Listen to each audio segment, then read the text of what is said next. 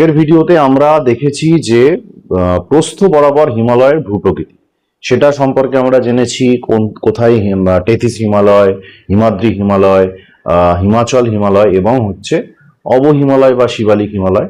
এবার তার ভিতরে সমস্ত বিষয় আমরা জেনেছি আগের ভিডিওতে। ওটা দেখে তারপরে কিন্তু আমরা আজকে যেটা বুঝবো সেটা হচ্ছে দৈর্ঘ্য বরাবর হিমালয়ের ভূপ্রকৃতি। অর্থাৎ মাধ্যমিক পরীক্ষার্থীদের জন্য এই দুটো কোয়েশ্চেনই কিন্তু খুব গুরুত্বপূর্ণ, যে দৈর্ঘ্য বরাবর হিমালয়ের ভূপ্রকৃতি আর প্রস্থ বরাবর হিমালয়ের ভূপ্রকৃতি। অনেক সময় ছাত্রছাত্রীরা কনসেপ্ট ক্লিয়ার থাকে না, মুখস্থ বিদ্যার উপর ডিপেন্ড করে, কিন্তু একদম সহজ। একটু ভিডিওটা কনসেপচুয়ালি দেখে নিলে নিজে থেকেই লেখা যায়। কয়েকটা নাম মুখস্থ করতে হবে, কয়েকটা পর্বতশৃঙ্গের নাম, বাকিটা কনসেপ্টের উপর ডিপেন্ড করে ডায়াগ্রাম ইউজ করে কিন্তু লেখা যায়, ফুল মার্কসও পাওয়া যায়। তো শুরু করছি আজকে যে দৈর্ঘ্য বরাবর হিমালয়ের ভূপ্রকৃতি। দৈর্ঘ্য বরাবর হিমালয়ের ভূপ্রকৃতিকে তিন ভাগে ভাগ করা যায়। আমরা জানি যে নাঙ্গা পর্বত থেকে নামচা বারোয়া পর্যন্ত হিমালয় বিস্তার লাভ করেছে। তো সেখানে আমরা যদি দেখি যে তিনটে ভাগে ভাগ করা যাচ্ছে। একটা হচ্ছে পূর্ব হিমালয়, একটা হচ্ছে পশ্চিম হিমালয়, আর একটা হচ্ছে মধ্য হিমালয়। পূর্ব হিমালয় এই যে সিঙ্গালীলা পর্বত থেকে, এখানে সিঙ্গালীলা পর্বত আছে, আমরা জানি যে নেপাল আর পশ্চিমবঙ্গ বা ভারত এর যে বাউন্ডারি, সেখানে সিঙ্গালীলা পর্বত আছে। এই সিঙ্গালীলা পর্বত থেকে আমরা নামচা বারোয়া পর্যন্ত দেখতে পারি যে এটা পূর্ব হিমালয়ের মধ্যে পড়ছে। বাকি এই যে মিডিল পয়েন্টটা, এই যে নেপাল মিডিলে ঢুকে গেছে, এটা নেপালের মধ্যেই, অর্থাৎ মধ্য হিমালয়, যেটা মহাভারত লেখ নামে পরিচিত। নেপালে মধ্য হিমালয়কে বলা হয়। এই বাকি যে পার্টটা সেটা কিন্তু নেপালের মধ্যে পড়ছে। এটা আমাদেরকে পড়তে হবে না, আমাদের সিলেবাসে নেই, অর্থাৎ মধ্য হিমালয় পড়বো না, লিখবো না পরীক্ষায়। বাকি যে অংশটা পড়ে রইল এই কালী নদী পর্যন্ত উত্তরাখণ্ডে, এখান থেকে নাঙ্গা পর্বত থেকে কালী নদী পর্যন্ত এই যে রিজিয়নটা, এটা পশ্চিম হিমালয়ের মধ্যে পড়ছে। তাহলে আমরা দুটো হিমালয় সম্পর্কে দৈর্ঘ্য বরাবর পড়ব, একটা হচ্ছে পশ্চিম হিমালয় আর একটা হচ্ছে পূর্ব হিমালয়। প্রথমে আমরা পশ্চিম হিমালয়টায় দেখি যে এখানে কি আছে আর কোন কোন পার্ট পড়তে হবে। পশ্চিম হিমালয়ের আমাদের তিনটে ভাগ পড়তে হবে। একটা হচ্ছে কাশ্মীর হিমালয়, 2 নম্বর হচ্ছে হিমাচল হিমালয়, 3 নম্বর হচ্ছে কুমায়ুন হিমালয়। এই তিনটে পার্ট হচ্ছে পশ্চিম হিমালয়ের মধ্যে পড়ছে। অর্থাৎ এই যে উপরের অংশটা, এটা হচ্ছে কাশ্মীর হিমালয়ের মধ্যে পড়ছে, বাকি এটা হিমাচল হিমালয়ের মধ্যে পড়ছে, আর উত্তরাখণ্ডের এই যে অংশটা, এটা কিন্তু কুমায়ুন হিমালয়ের মধ্যে পড়ছে। কাশ্মীর হিমালয়, হিমাচল হিমালয় এবং কুমায়ুন হিমালয়। তো কোন কোন রাজ্য এখানে আছে আমরা তো বুঝতেই পারছি যে জম্মু কাশ্মীর সব থেকে বড় যে অঞ্চলটা, এদিকে লাদাখের অঞ্চলটা পড়ে যাচ্ছে, যেহেতু একসাথে হয়ে গেছে, বৃহত্তম এখন কেন্দ্রশাসিত অঞ্চলের মধ্যে পড়ছে। বাকি হিমাচল প্রদেশ পড়ছে, পাঞ্জাবের কিছু অংশ পড়ছে, উত্তরাখণ্ড পড়ছে। এই যে রাজ্যগুলো, এই যে কেন্দ্রশাসিত অঞ্চল, এরা কিন্তু পশ্চিম হিমালয়ের এই কাশ্মীর হিমালয়ের মধ্যে পড়ছে। লাদাখ থেকে শুরু করে, উত্তরাখণ্ড থেকে শুরু করে, হিমাচল থেকে শুরু করে, এরা সবাই কাশ্মীর হিমালয়ের মধ্যে পড়ছে। আমরা জানি যে প্রস্থ বরাবর যে হিমালয়ের ভূপ্রকৃতি আমরা পড়েছি, সেখানে দেখেছি যে পীর পাঞ্জাল, জাসকার, এরা তো ছিল। তাহলে এরা সবাই কিন্তু এই কাশ্মীর হিমালয়ের মধ্যে থাকবে, পশ্চিম হিমালয়ের এই পার্টে থাকবে। পীর পাঞ্জাল থাকবে, জাসকার থাকবে, এইদিকে আমরা কারাকোরাম দেখতে পারি, মালভূমির মধ্যে দেখতে পারি আমরা, যেটা হচ্ছে লাদাখ মালভূমি, এটাও থাকবে। এটা পশ্চিম হিমালয়ের মধ্যে। এখানকার সর্বোচ্চ শৃঙ্গ আমরা রাখতে পারি গডউইন অস্টিনকে। এখানে নাঙ্গা পর্বত রয়েছে, সেটা রাখতে পারি। এছাড়া কিছু হ্রদও আমরা দেখতে পাচ্ছি, যে কাশ্মীর উপত্যকা, এটা তো আমাদেরকে লাগবে। এটা হচ্ছে কাশ্মীর উপত্যকা, এই যে রিজিয়নটা, এটা কাশ্মীর উপত্যকার মধ্যে পড়ছে। কাশ্মীর উপত্যকা এখানে ফেমাস আছে, এটা আছে পশ্চিম হিমালয়। তো কাশ্মীর উপত্যকার মধ্যে গুরুত্বপূর্ণ দুটো হ্রদ আছে, একটা হচ্ছে উলার আর একটা হচ্ছে ডাল লেক আর উলার লেক, অর্থাৎ ডাল হ্রদ আর উলার হ্রদ, এরা কিন্তু এখানকার গুরুত্বপূর্ণ হ্রদের মধ্যে পড়ছে। আবার আমরা যদি লাদাখে দেখি যে প্যাংগং হ্রদ আছে, প্যাংগং হচ্ছে ভারতের উচ্চতম লবণাক্ত হ্রদ, লাদাখে অবস্থিত, এটা পূর্বের মধ্যে। এখানে ভারতের মোটামুটি মিষ্টি জলের হ্রদের মধ্যে বৃহত্তম বলতে পারি উলার হ্রদ আছে, কাশ্মীর উপত্যকার মধ্যে পড়ছে। এরা সব পশ্চিম হিমালয়ের মধ্যে পড়ছে। কেটু বাদে, নাঙ্গা বাদে, গ্রাসের ব্রুম, সেটাও কিন্তু এখানকার একটা গুরুত্বপূর্ণ শৃঙ্গ। হিমবাহের মধ্যে গুরুত্বপূর্ণ কিছু হিমবাহ রয়েছে, যেমন আছে হিসপার, যেমন আছে বল্টারো, আর সিয়াচেন তো আছেই কারাকোরাম রেঞ্জের এখানে, যেটা ভারতের সব থেকে বড় সিয়াচেন হিমবাহ, ভারতের বৃহত্তম হিমবাহ, ভারতের উত্তরতম হিমবাহ। এছাড়া বল্টারও আছে, এছাড়া তোমার হিসপার আছে, হিসপার দ্বিতীয় বৃহত্তম বলা যেতে পারে। আমাদের ভারতের দ্বিতীয় বৃহত্তম হিমবাহ হচ্ছে হিসপার। বেশ কিছু গিরিপথ আছে, যেমন মানিহাল জজিলা, সেটা তো আমরা অলরেডি প্রস্থ বরাবরেও দেখেছি যে মানিহাল জজিলা এখানে গুরুত্বপূর্ণ হচ্ছে তোমার গিরিপথের মধ্যে পড়ছে। তাহলে আমরা এই পাঠগুলো মনে রাখবো যে কাশ্মীর হিমালয়, দৈর্ঘ্য বরাবর হিমালয়ের ভূপ্রকৃতির যে প্রথম পাঠ পশ্চিম হিমালয়ের যে ফার্স্ট অংশ কাশ্মীর হিমালয়ের মধ্যে কি কি লিখবো? আমরা লিখবো যে কোন কোন কেন্দ্রশাসিত অঞ্চল, কোন কোন রাজ্য অবস্থান করেছে, অবশ্যই এই অবস্থানটা লিখে দিলাম। তারপরে কি লিখবো, কি কি পর্বত বিখ্যাত আছে এখানে, আমরা কারাকোরাম দেখছি, আমরা পীর পাঞ্জাল দেখছি, জাসকার দেখছি, এগুলো আছে। আর কি আছে, এখানে কিছু উপত্যকা আছে, আর কি আছে, এখানে কিছু হ্রদ আছে, হ্রদগুলোর নাম দেখলাম, হ্রদগুলোর নাম লিখবো। এবং এখানে কিছু গিরিপথ আছে, এখানে গিরিপথগুলোর মধ্যে বানিয়াল আছে, জজিলা খুব গুরুত্বপূর্ণ। তাহলে কাশ্মীর হিমালয় হয়ে গেল। ডায়াগ্রাম তো ইউজ করছি, একই ডায়াগ্রাম কিন্তু দু জায়গায় ইউজ করতে পারবো আমরা। প্রস্থ বরাবর হিমালয়ের ভূপ্রকৃতি, দৈর্ঘ্য বরাবর হিমালয়ের ভূপ্রকৃতির জন্য একটা ডায়াগ্রাম রেডি খুব ভালো করে রাখলেই তো হয়ে যাচ্ছে আমার। দ্বিতীয় যে অংশটা হচ্ছে কাশ্মীর হিমালয়ের পর কিন্তু হিমাচল হিমালয় ঢুকছে, কাশ্মীর হিমালয়ের পর কিন্তু হিমাচল হিমালয় ঢুকছে। এই হিমাচল হিমালয়ে কোন কোন রাজ্য? মেইনলি পাঞ্জাব আর হিমাচল প্রদেশ। পাঞ্জাব হিমালয়ের অংশ কিছুটা আছে এবং হিমাচল প্রদেশ, এই দুটো কিন্তু রাজ্য মেইনলি থাকছে।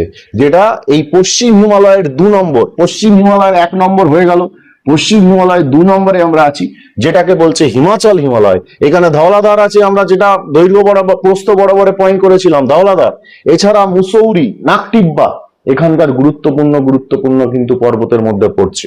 ধওলাধর, মুসৌরি, নাকটিব্বা, এই হিমাচল হিমালয়ে আমরা পড়েছি যে গুরুত্বপূর্ণ কিছু উপত্যকা আছে, তার মধ্যে কুলা কাংড়া যে উপত্যকা আছে সেটা আমরা পড়েছি। কুলু এবং কাংড়া, কুলু কাংড়া উপত্যকা আমরা পড়েছি কোথায়, সেটা হিমাচল প্রদেশে আছে।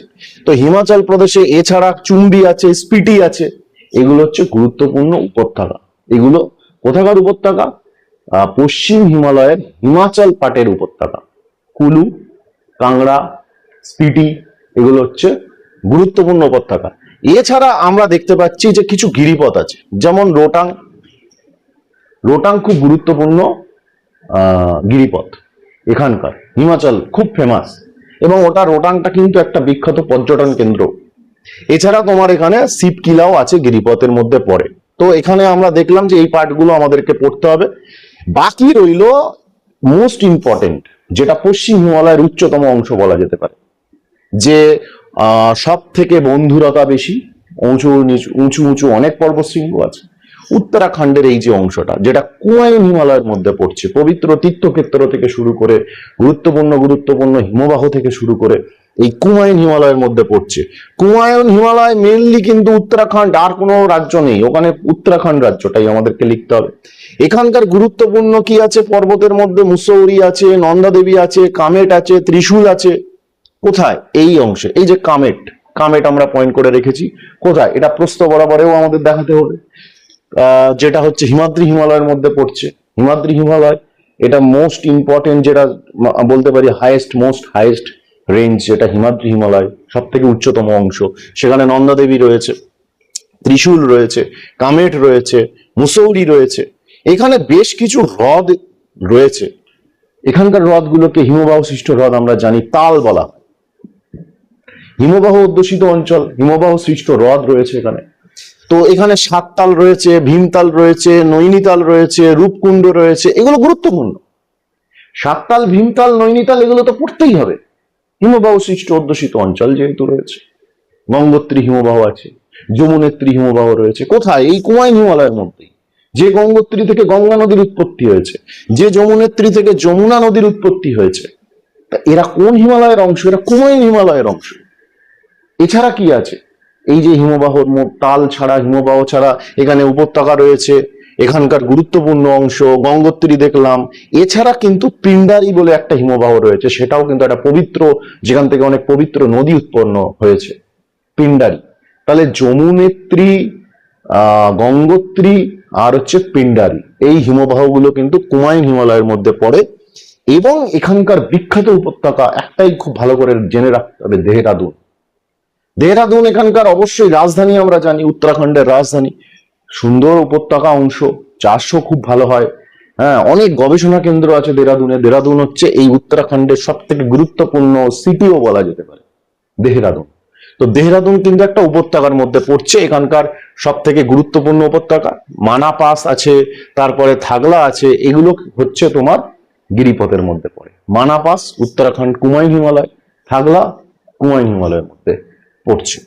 এবার আমরা যেটার মধ্যে ঢুকবো সেটা হচ্ছে যে তোমার পশ্চিম হিমালয় হলো। তাহলে পশ্চিম হিমালয়ের মধ্যে এগুলো খুব ভালো করে লিখতে হবে।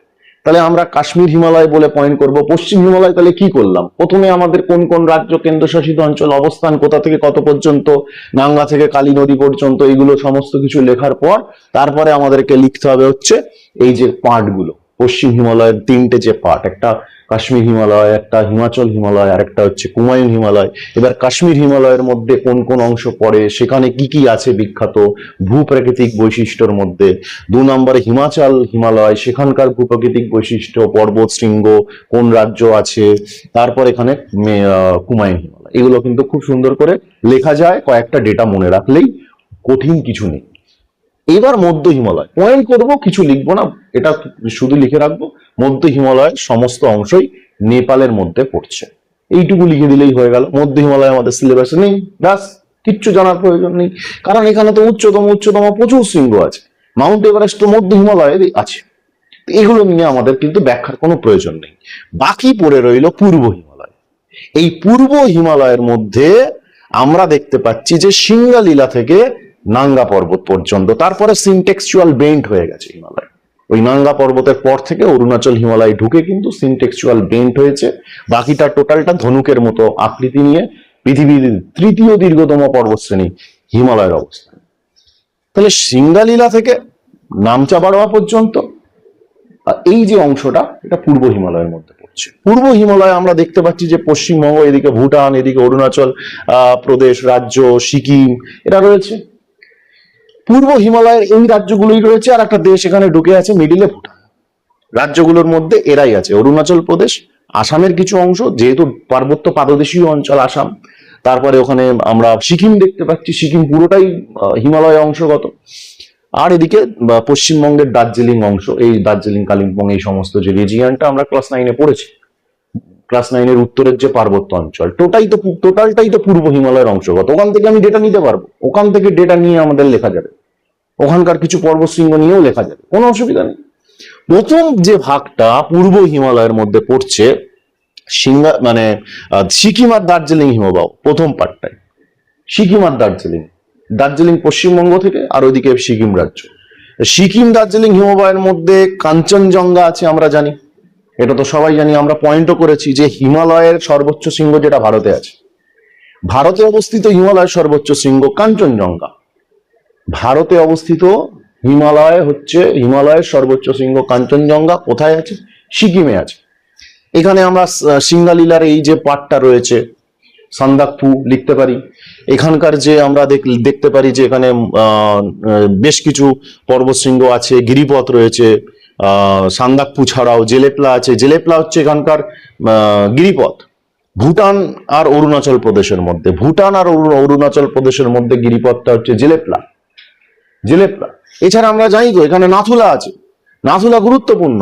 নেপাল আর এই যে রিজিয়নটা, ভুটান সিকিম এই যে রিজিয়নটায় নাথুলা রয়েছে, তাহলে নাথুলা গিরিপথ রয়েছে এখানকার গিরিপথ রয়েছে জেলেপলা, ভুটান অরুণাচলের মধ্যে। এছাড়া তোমার যদি দেখি যে ভুটানে কুলাকাংড়ি আমরা পড়েছি, কুলাকাংড়ি ভুটানের সর্বোচ্চ শৃঙ্গ, সেও কিন্তু এখানেই অবস্থিত। এছাড়া থিম্পু যে ভুটানের রাজধানী, সেও তো একটা উপত্যকা, এবং ভুটানের সব থেকে বিখ্যাত শহর রাজধানী, সেও উপত্যকার মধ্যে পড়ছে। এই বিখ্যাত উপত্যকাও কিন্তু এখানেই রয়েছে। আর অরুণাচলের মধ্যে গুরুত্বপূর্ণ যে আমরা তো দেখলাম, ডাফলা রয়েছে, তারপর এদিকে কৃষ্ণ পাহাড় রয়েছে। এরা হচ্ছে তোমার গুরুত্বপূর্ণ অংশকার অরুণাচল হিমালয়ের। আর গিরিপথের মধ্যে ডোমলাটা ইম্পর্টেন্ট, ডোমলা গিরিপথ, যে হচ্ছে তিব্বত, অরুণাচল থেকে এদিকে গেলেই তো তিব্বত পাওয়া যাবে, তিব্বত আর অরুণাচলের মিডিলে রয়েছে ডোমলা গিরিপথ। সেটা কোথায় আছে? ওই পূর্ব হিমালয়ের মধ্যে পড়ছে। এবং নামচা বারোয়া এখানকার গুরুত্বপূর্ণ শৃঙ্গ, বলা যেতে পারে যে পূর্ব হিমালয়ের সর্বোচ্চ শৃঙ্গ নামচা বারোয়া বলা যেতে পারে। এবং আরেকটা যে বিষয়, যে উত্তর পূর্ব হিমালয় রাখতে পারি, উত্তর পূর্ব হিমালয়ের সর্বোচ্চ শৃঙ্গ নামচা বারোয়া, অরুণাচলের সর্বোচ্চ শৃঙ্গ নামচা বারোয়া। যেহেতু এখানে কাঞ্চনজঙ্ঘা ঢুকে আছে, সেহেতু আমরা এটা বলতে পারি যে অরুণাচল হিমবাহের সর্বোচ্চ শৃঙ্গ হচ্ছে নামচা বারোয়া। আর একটা খুব গুরুত্বপূর্ণ যে হিমবাহ যেটা এখানে আছে এই পূর্ব হিমালয়, সেটা হচ্ছে তালুং, যেটা অরুণাচলের এই পাটের অংশের অন্তর্গত। তালুং হিমবাহ কিন্তু এখানে গুরুত্বপূর্ণ জায়গা দখল করে আছে। তাহলে আমরা এই ডেটাগুলো দেবো। পূর্ব হিমালয়ের ডেটা একটু কম আছে, মেনলি এর দুটো পার্ট আছে, একটা সিকিম দার্জিলিং আর এদিকে অরুণাচল, ডেটা একটু কম আছে। মেন ডেটা কিন্তু পশ্চিম হিমালয় আছে, অনেকগুলো ডেটা আছে, এই ডেটাগুলো জেনে রাখতে হবে। তাহলে দৈর্ঘ্য বরাবর হিমালয়ের ভূপ্রকৃতিতে আমরা এই বিষয়গুলো খুব সুন্দর করে একটু লিখে দেবো, ডায়াগ্রামটা ইউজ করব। পুরো ভারত না আঁকলেও আমরা এই ওপরের অংশটাও আঁকতে পারি, এঁকে আমরা এর স্টেট গুলোকে যদি একটু বাউন্ডারি নাও করতে পারি, শুধুমাত্র দৈর্ঘ্য বরাবর হিমালয় ভূপ্রকৃতিগুলো দেখিয়ে আমরা কিছু শৃঙ্গকে পয়েন্ট করে দিতে পারি, কোনো অসুবিধা নেই, কিন্তু রিপ্রেজেন্টেশনটা একটু সুন্দর করে দিতে হবে। তো এইটা গেল আমাদের দৈর্ঘ্য বরাবর হিমালয়ের ভূপ্রকৃতি। এরপরে আমাদের ভারতের ভূপ্রকৃতি চলছে, ভারত চলছে, পরপর ভারতের সিরিজ চলছে, তিনটে অলরেডি আমরা সিরিজ দিয়ে দিয়েছি, সিরিজের যে তিনটে পার্ট, একটা প্রশাসনিক ভারত দিয়ে দিয়েছি, তারপরে দিয়ে দিয়েছি হচ্ছে তোমার প্রস্থ বরাবর হিমালয়ের ভূপ্রকৃতি, এখন এটা দৈর্ঘ্য বরাবর। এরপর পরপর যে পার্টগুলো আছে সেগুলো থাকবে। আর ডেসক্রিপশনে কিন্তু সমস্ত ইম্পর্টেন্ট যে অধ্যায়ের ওয়ান শট থেকে শুরু করে সাজেস্টিভ কোয়েশ্চেন ডেসক্রিপশনে রয়েছে। তো খুব ভালোভাবে প্রেজেন্টেশন রেডি করতে হবে, খুব ভালোভাবে প্রেজেন্টেশন দিতেও হবে, এবং নম্বর বেশি করে নিয়ে আসার জন্য ভালো করে লড়াই করতে হবে। তো দেখা হচ্ছে পরের ভিডিওতে, ভালো থেকো।